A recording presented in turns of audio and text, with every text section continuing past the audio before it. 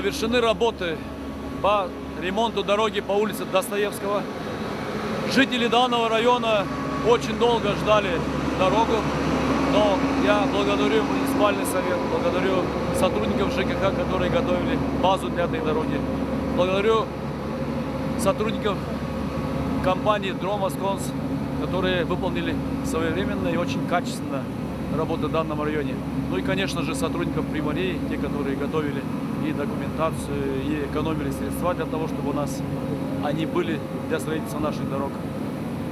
Что уже имеем маршрутное такси, где будет ездить. И на следующий год, даст Бог нам всем здоровья, уже и улица Киевская будет сделана.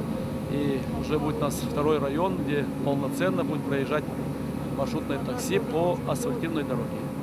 И хочу обратить на внимание жителей данного района. Здесь очень добродушные люди проживают, те, которые только помогали. Никто не приходил ни с какими претензиями. Каждый заливал свой въезд во двор, не возмущался, как на других улицах было некоторых. Но тут в районе Турканяцкая очень доброжелательные люди проживают. Я очень благодарен, что именно в этом районе люди нас поняли, ждали долгое время, но и не возмущались. Вам большое спасибо, уважаемые наши жители.